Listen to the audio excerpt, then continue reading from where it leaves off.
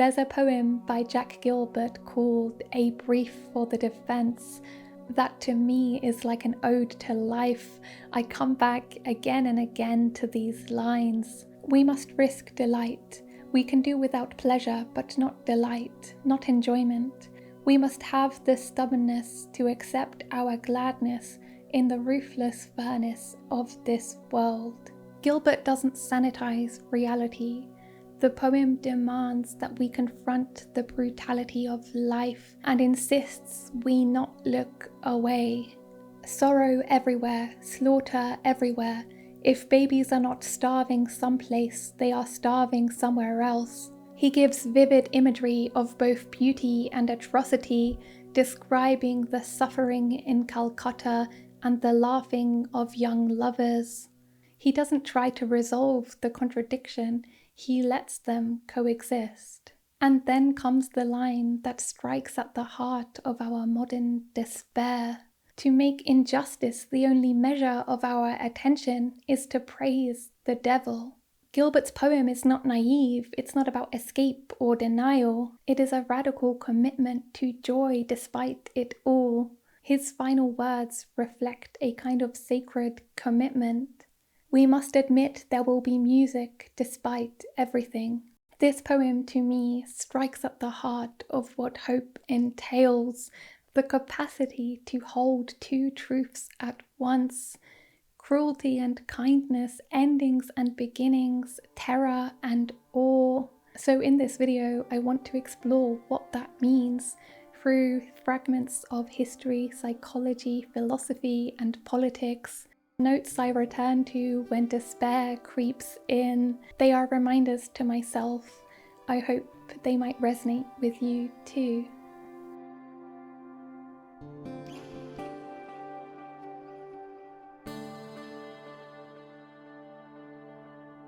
Much of our hopelessness is rooted in a cynical view of human nature, this idea that we're fundamentally selfish, cruel, and violent.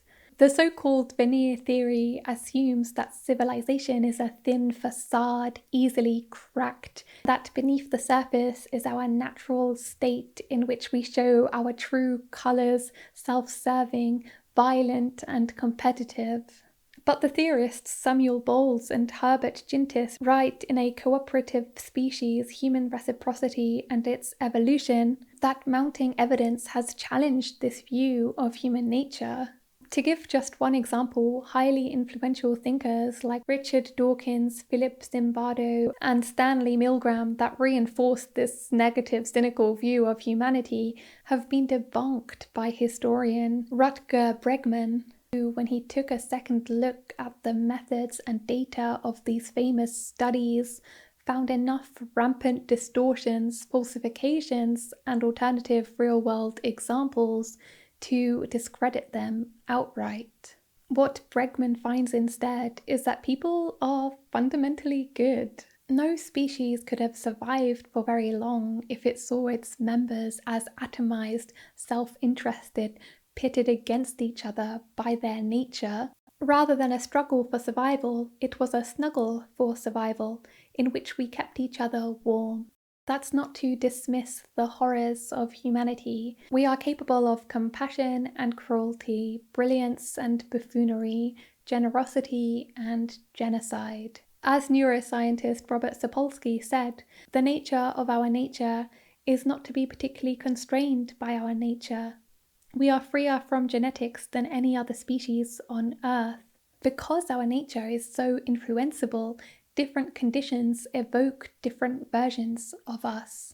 War, for example, isn't inevitable, it's the consequence of power and politics. Some stateless societies knew only peace for centuries before having to defend themselves from colonization. Others claim that patriarchy is baked into human nature, but the existence of long-standing gender egalitarian societies, as well as the fluidity of gender as a concept, highlights that patriarchy is not innate. And some people say we're inherently unequal and hierarchical as a species, But the vast majority of research on hunter-gatherers show that these cultures were built off of generosity, hospitality, and reciprocity. Many centuries and millennia have accustomed us to a world of greater and growing struggle and ugliness. So used to it are we that we forget anything else ever existed. We misread as innate what is actually learnt behaviour. As philosopher Andrew Collier wrote, to look at people in capitalist society and conclude that human nature is egoism is like looking at people in a factory where pollution is destroying their lungs and saying that it is human nature to cough. In fact, in many cultures, the things we normalize as part of our blueprint are considered anomalies. The anthropologist Marshall Salins, who studied societies across the Pacific Basin, wrote, "For the greater part of humanity, self-interest as we know it is unnatural. It is considered madness. Rather than expressing human nature, such avarice is taken as a loss of humanity."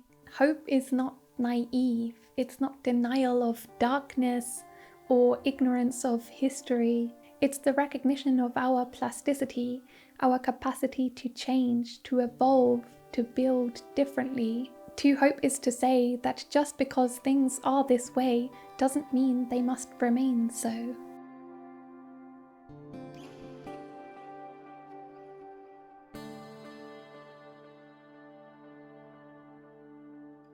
Our tendency as human beings is often to try to jump straight to the resurrection before we've been through the crucifixion, to try to rationalize logic or reframe hopelessness. But as the writer Jonathan Swift observed, you cannot reason a person out of a position he did not reason himself into. Beneath the despair, cynicism, and doomerism, something is hurting, and as long as that wound festers, no argument, no matter how optimistic or logical, will ever be persuasive. That's why I think it's so important to ask ourselves, what is that hurting thing that despair is protecting? Perhaps our cynicism comes from the wound of betrayed hopes and crushed idealism. So many of us once believed we could bring about a more beautiful world, but over time that idealism gave way to deferred dreams, disillusionment, and lowered expectations. Anything that touches that wound can feel unbearable. We would rather believe in the inevitability of collapse than risk the vulnerability of hope again. Better stay safe, better stay cynical. Or maybe we're so isolated, lonely, alienated, and we have a deep longing for belonging.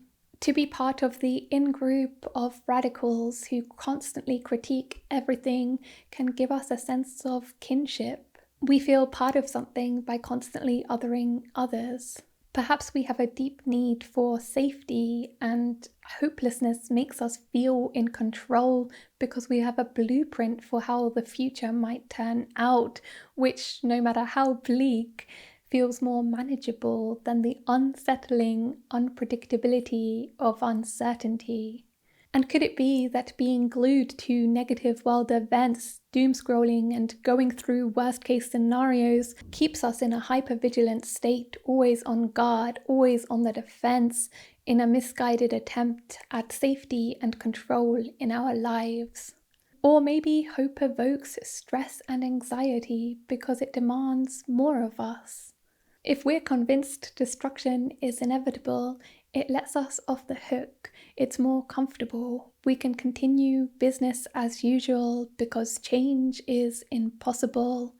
Whereas to recognize our agency and the malleability of the world requires us to do something. Possibility of change can also be more painful than the idea of apocalypse because it forces us to confront all the things we didn't receive in this broken world but could have done, all the suffering we endured that wasn't necessary. Or maybe we have a longing for validation, to be the one that understands the world's problems, anticipates and exposes inadequacy, can make us feel dominant, superior, better than all those other normies who just don't get it. Perhaps a part of us also longs for apocalypse because it's the ultimate escape fantasy. This world that causes so much pain is soon to be destroyed, our enemies punished. Or maybe we're so afraid of our potential and to do the work required to live into our potential. In my case, I realized doomerism and cynicism is often a form of self-protection. When it gets too difficult to deal with the trauma of my childhood, I deflect from my own pain by hyperfixating on the problems in the world.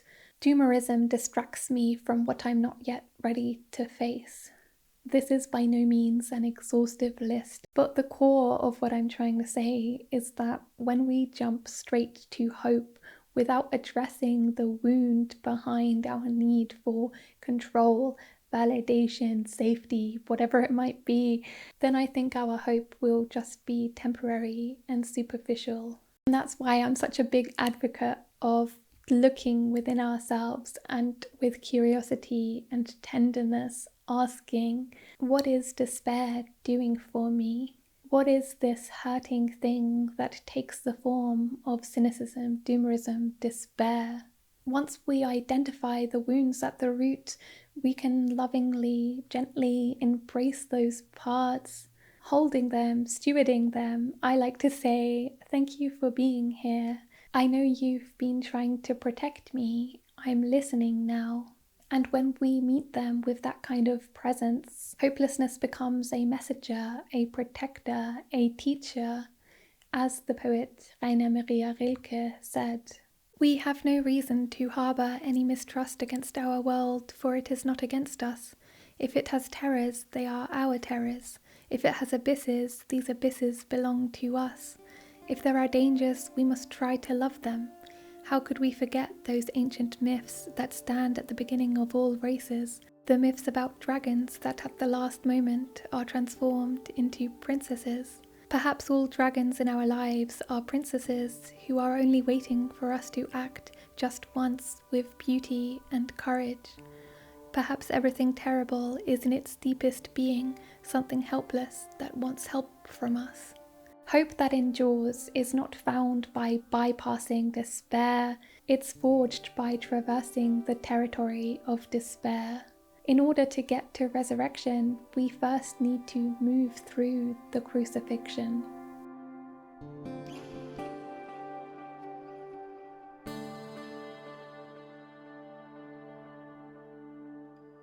In the words of novelist George Orwell, who controls the past controls the future. Who controls the present controls the past. The past has been curated to manufacture despair. History is often recited as a litany of violence, cruelty, wars, and genocides. We are taught things have always been this way, they will never change, so we forget what a radically transformed world we already live in. A few decades ago, workplace harassment wasn't illegal, marital rape wasn't recognized, segregation was law, apartheid still reigned, gay bars were raided, interracial marriage was banned. Empires that claimed they would last forever now lie in ruins. None of these systems fell on their own. Mass movements rewrote laws, culture, and consciousnesses. As theorist Chris Bright put it, what looks perfectly ordinary after the fact would often have seemed like a miracle before it. What was once invisible and unimaginable now is normalized and thought of as inevitable, but it wasn't inevitable at all. History is also often told as a string of failures, but transformation rarely looks triumphant in the moment. Standing Rock, though it didn't stop the pipeline, galvanized indigenous resistance movements around the world. Occupy, dismissed as a failure, would forever alter how we speak about inequality. The Zapatistas, small, rural, indigenous, would inspire worldwide dreams of autonomy and dignity. And the same is true today. There's a general amnesia about all the changes happening right now, but an opening line of a Guardian article says it how it is. "Where is the resistance?" is a common reframe. Our research affirms The resistance is alive and well. The empire hides our victories from us on purpose. They purposely fill our media, or allow the media to be filled with images of death and decay and destruction, so that we think that that's all there is. That's not all there is. We've won before. We'll win again. History is also often told as if it unfolds in coherent and predictable ways. But no one could have foreseen that a group of grieving mothers in Argentina would topple a dictatorship, that a small DIY press like Kitchen Table Women of Color Press would birth voices rewriting the canon, or that the spontaneous uprisings at Stonewall, led by trans women of color, would ignite a global LGBTQ+ liberation movement. Transformation has a mysterious, mystical, surprisingly cheeky quality to it. Writer Rebecca Solnit put it beautifully. People look into the future and expect that the forces of the present will unfold in a coherent and predictable way, but any examination of the past reveals that the circuitous routes of change are unimaginably strange. No logic and no prophecy could explain the evolution of the whale from an ancient aquatic creature through eons on land and then back in the sea to become something utterly different from anything that could survive on the surface of the earth. So yes, I'm not denying that history is full of horror, but it is also full of hope. We hear too much about the former at the expense of the latter. So I think we need to be really intentional about reclaiming the past. We need a war chant on our victories and transformations, and to remind ourselves that the unimaginable and unlikely transpire all the time and are transpiring today, so that when people shrug and say, "That's just the way it is, some things will never change," as Bruce Hornsby and the Range sang, we must answer, "Don't you believe them?"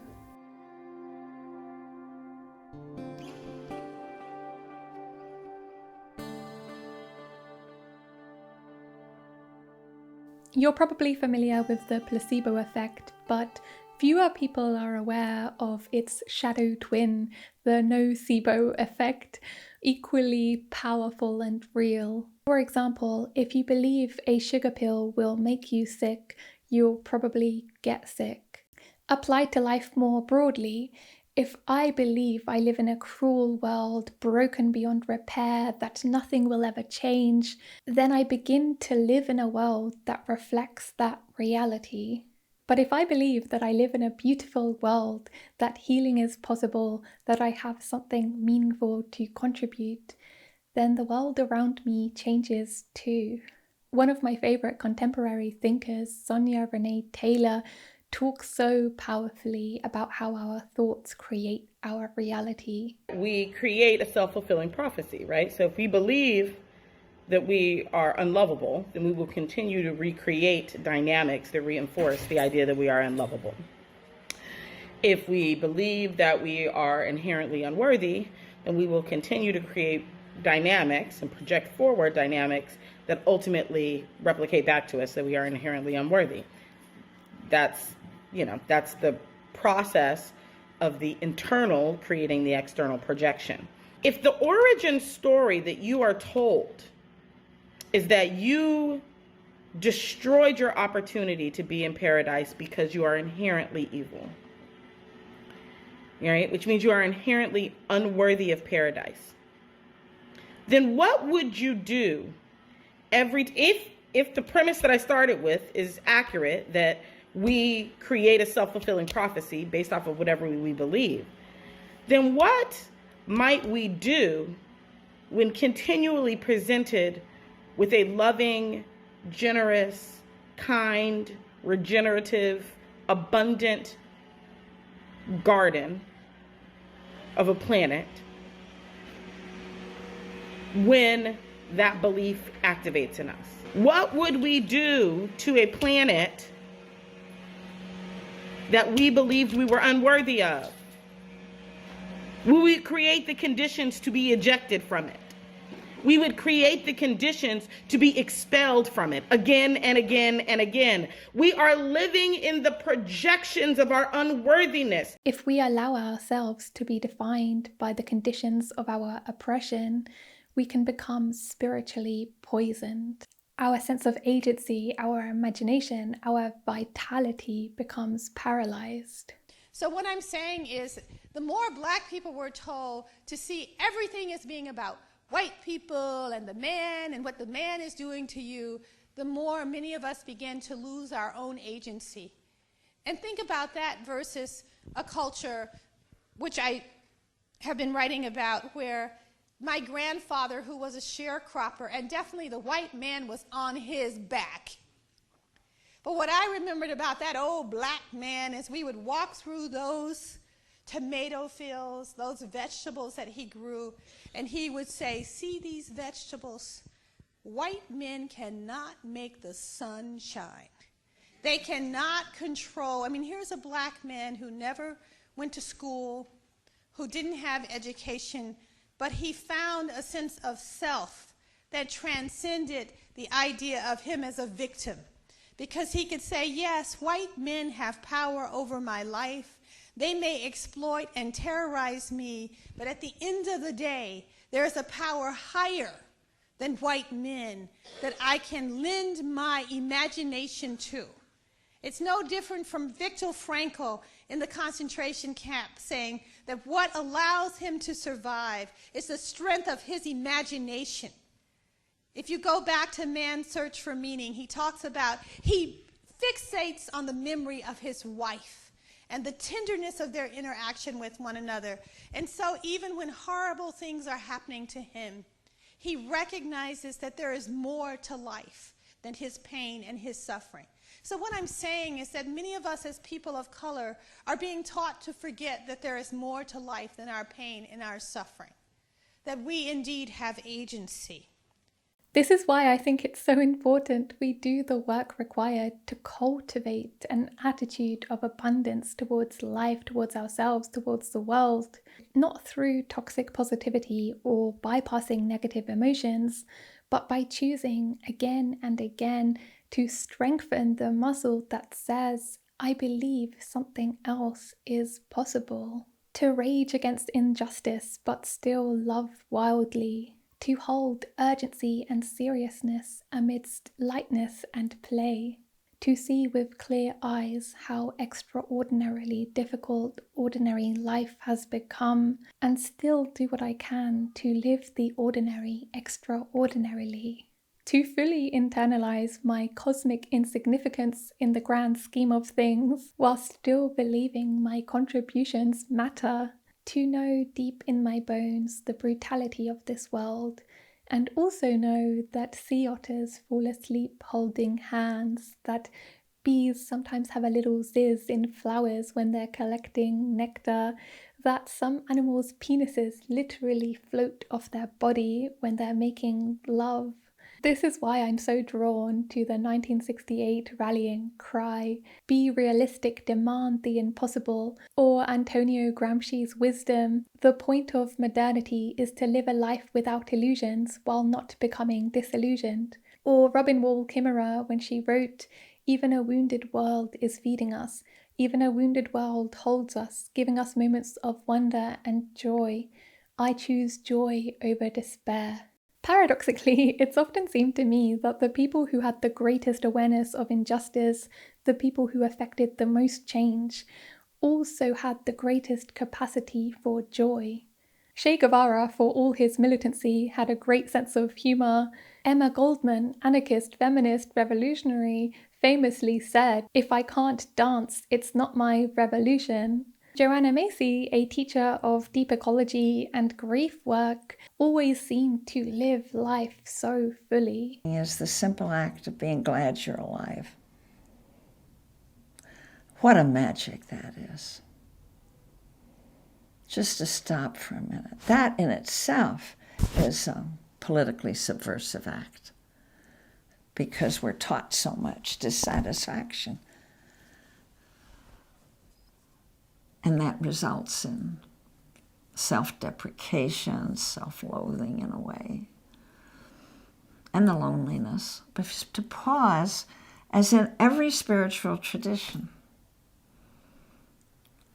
And at the beginning of every spiritual tradition, there was this, oh, wow, get a load of this, hallelujah. I didn't create this, but here I am. I have hands, I have breath, I have eyes that can see. There are trees out there. Here's another person talking to me. Wow.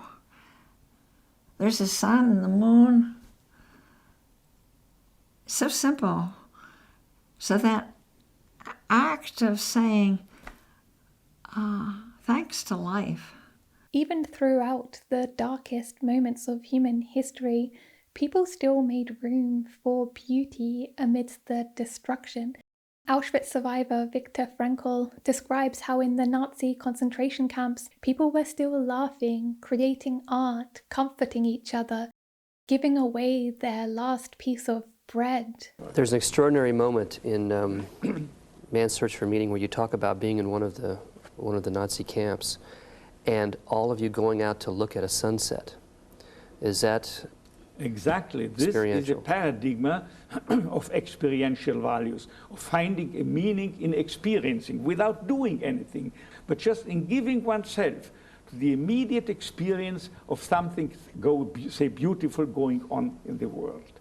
Frankl's experiences led him to become a vehement advocate for the fact that we are not just a product of our nature or what has happened to us. We are also what we imagine, what we believe, and what we choose in response. If we take man as he really is, we make him worse. But if we overestimate him,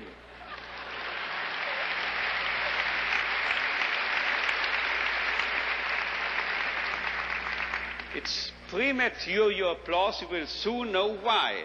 If we seem to be idealists and are overestimating, overrating man, and looking at him that high, here above, you know what happens?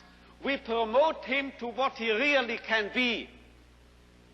So we have to be idealists in a way, because then we'll wind up as the true, the real realists. And you know what? Maybe this is a kind of chosen delusion, but I love how writer Elizabeth Gilbert puts it. If you're going to live based on delusions, and you are because we all do, why not choose one that's helpful? Allow me to suggest this one. Miracles are possible. So choose your story, choose your delusion, choose the world you want to bring into being, and then live like it's real.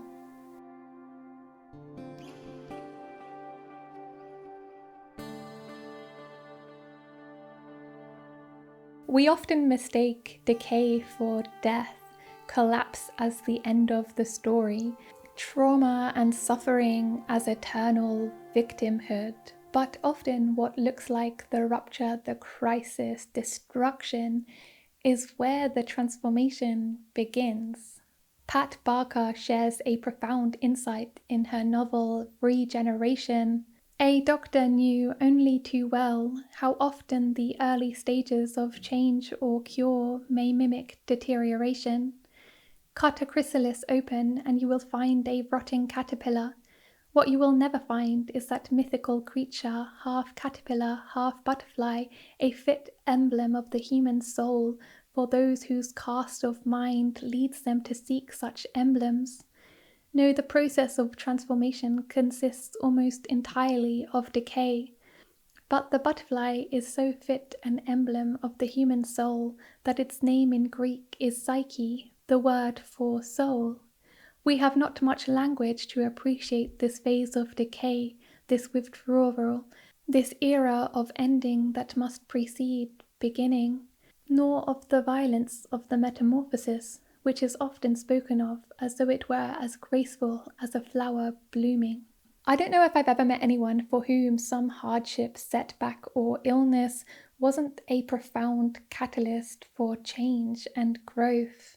I, for example, spent a lot of my life with complex PTSD, and whilst I wouldn't wish this upon anyone, I'm grateful for what it's taught me about compassion, determination, and resilience. And what's true of the individual is also often true of the collective. Around us, systems that once seemed immovable, economic, social, political, are unraveling.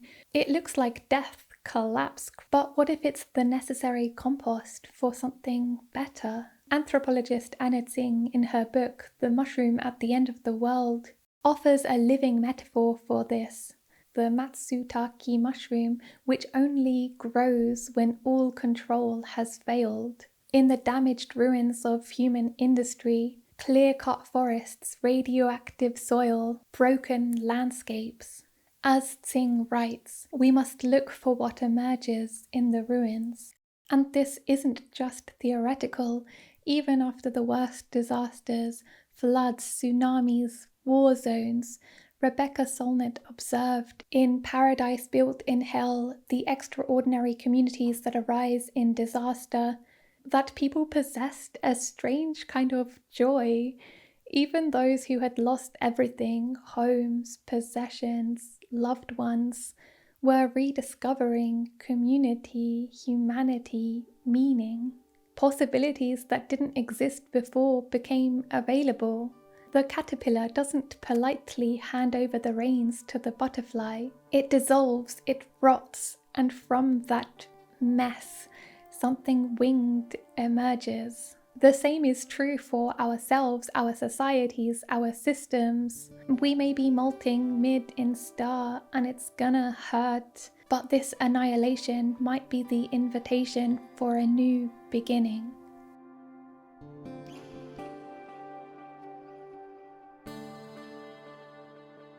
It is this paradox of crucifixion before resurrection, brutality and beauty, a history steeped in horror and hope, the impossible becoming possible, annihilation and new beginnings, that seems to be the nature of reality itself. Artist Myra Kalman once observed, "We hope, we despair, we hope, we despair. That is what governs us. We have a bipolar system."